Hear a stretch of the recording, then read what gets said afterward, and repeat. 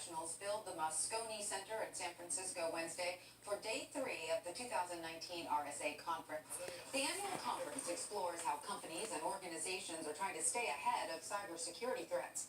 During the event, CBS News intelligence reporter Olivia Gazis sat down with National Security Agency Director General Paul Nakasone. They discussed how the NSA and U.S. Cyber Command are working to defend the nation in cyberspace. She asked him if foreign operations happening within the U.S. are a new normal. Well, I think this is a new normal in terms of the way that people communicate, and certainly the way that our adversaries communicate. I think that what we have to do is we have to understand their techniques.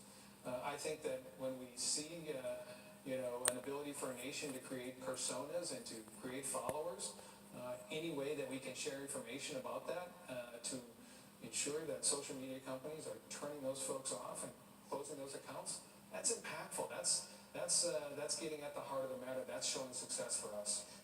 Olivia Gazis joins us now from San Francisco. Hi, Olivia. So what stood out to you most during your discussion with General Nakasone about Russian interference? What stood out to me most about that particular part of the conversation was that he said, 2020 starts right now. They are very, very much actively combating these foreign influence campaigns that Russia and others are still carrying out. And one of his priorities before he came in to become the commander of U.S. Cyber Command and the director of the NSA was, he said, to change Russian behavior. And I asked him, why hasn't that behavior changed despite sanctions and other pushback by the U.S. government? He, of course, is the one behind the Russia Small Group, as it's called, this sort of cohort of cybercom and NSA operatives who carried out an offensive operation to shut down Russia's Internet Research Agency during the midterms. Reports about that recently came out, and he addressed it today. He didn't go into detail, but he said that those kind of forward-leaning operations are the kinds of things that we're going to have to expect and prepare for, because as we know from other intelligence officials who have warned us, adversaries of the United States are refining their capabilities for foreign influence campaigns. They're coming up with new ways to affect the conversations that we have in this country. And this is the man who's going to be in charge of combating all of them. It's incredible. Far from backing down, they're just heating up the offense. So, Olivia, you also asked the general about Huawei. Does he believe the U.S. entities involved in the investigations have the right understanding of the threats? Right. So it's hard to overstate how much concern there is within the U.S. government about the threat that Huawei poses, especially as we are all worldwide building out a 5G network. So I asked the general, especially as European partners like Germany and Great Britain, even Canada, have said, you know what, we're actually holding the door open. We may be able to mitigate some of the risks that Huawei poses. Of course, the consensus in the U.S. is that it is absolutely a national security risk. It is tied to the Chinese government. It provides information back to the Chinese government, and there's no way that we would allow Huawei components in our infrastructure. So nevertheless, some of those allies are still open to the possibility, and what I think much of our government has been doing is saying, think twice, because we don't know if we can work with you if you, in fact, allow those components to enter your 5G build-out. And Nakasone was even more explicit today, because we have an intelligence sharing alliance with what's called the Five Eyes Alliance, of which the Canadians and Great Britain are a part. And he said that he would have to reevaluate that alliance if, in fact, those countries open the door to Huawei. Incredible. So they actually see this technology, this 5G technology, as almost a Trojan horse, that if you let it in, who knows what can happen. Without question, yes. All right, so sticking with China then, what did we learn today about the gap between the U.S. and China when it comes to investing in machine learning and artificial intelligence?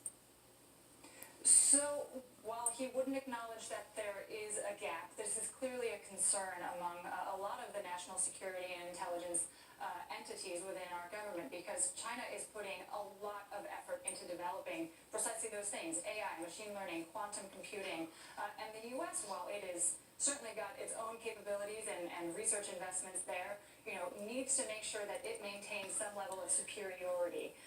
And so I think that he was insistent that we keep up that pace in order to be able to compete as the Chinese show themselves to be more sophisticated in these areas. We've got to invest in our education system to do that. All right, so Olivia, you asked the general about his interactions with President Trump specifically. What did he say about that?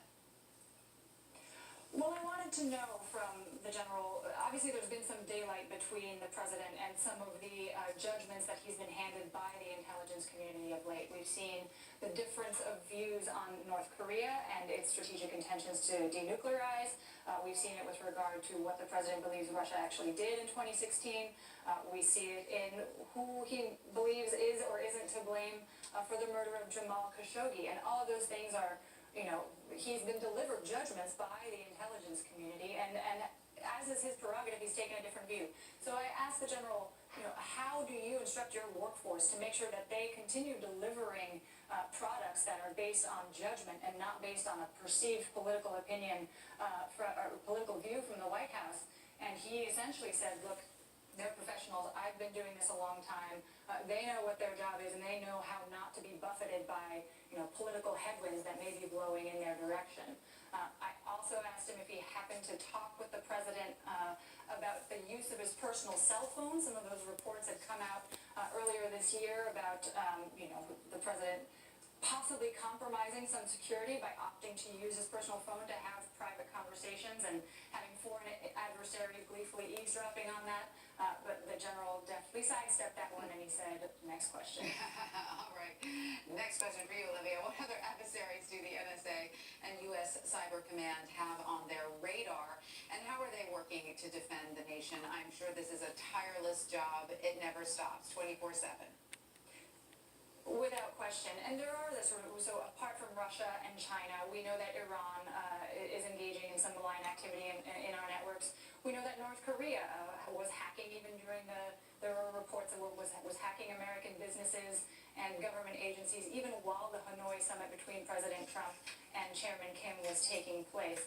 But one also interesting thing, you know, the administration, the president and other officials within the administration have declared ISIS to have been decimated, right? 100% territorial defeat or approaching that very soon.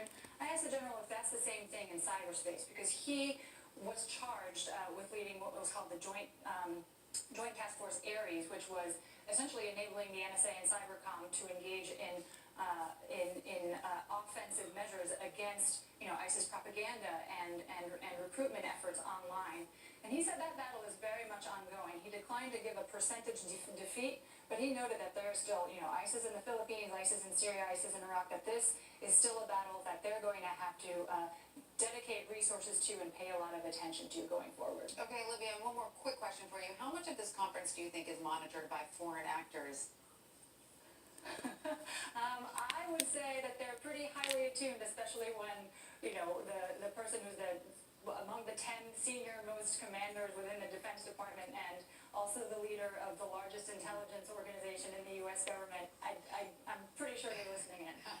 Me too. All right, Olivia Gazis, thank you so much for that.